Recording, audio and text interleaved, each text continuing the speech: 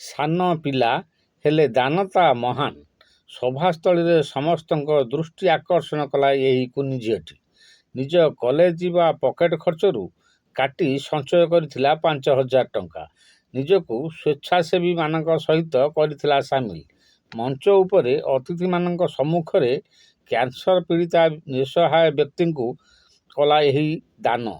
ସାନ ସିନା ହେଲେ ତା ଦାନ ମହାନ ବୋଲି ସମସ୍ତେ ପ୍ରଶଂସା କରୁଛନ୍ତି।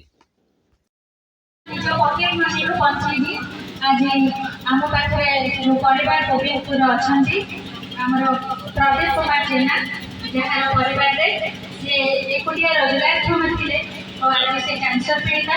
ତାଙ୍କର ଝିଅ ଦୁଇଟା ପାଠ ପଢ଼ିଛନ୍ତି କିନ୍ତୁ ଚାକିରି ପାଇପାରି ନାହାନ୍ତି। ଆଉ ଗୋଟେ ଝିଅଟି ବିକଳାଙ୍ଗ, ଯାହାର ଏପର୍ଯ୍ୟନ୍ତ ଫିଙ୍ଗର ପ୍ରିଣ୍ଟ ନେଇ ହେଉନି ବୋଲି ସେ ଭତ୍ତା ମଧ୍ୟ ପାଇପାରୁନାହାନ୍ତି। ରାସନ କାର୍ଡ଼ ଦେଇପାରୁନି।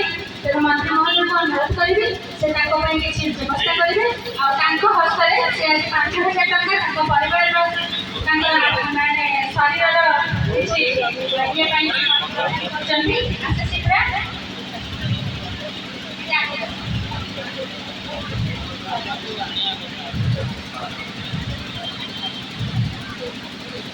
ତେଣୁ ଏଇଭଳି ଭାବରେ ଦେଖନ୍ତୁ ଗୋଟେ କୁନି ପିଲାଟିଏ କଲେଜର ପକେଟ ମନିରୁ ସେ ବଞ୍ଚେଇକି ଆଜି ଗୋଟେ ପରିବାରର ସାହାରା ବନିଛନ୍ତି। ଆଉ ମା ଶାରଳା ଫାଉଣ୍ଡେସନ ଏଇଭଳି କୁନି ପିଲାମାନେ ବି ଅଛନ୍ତି।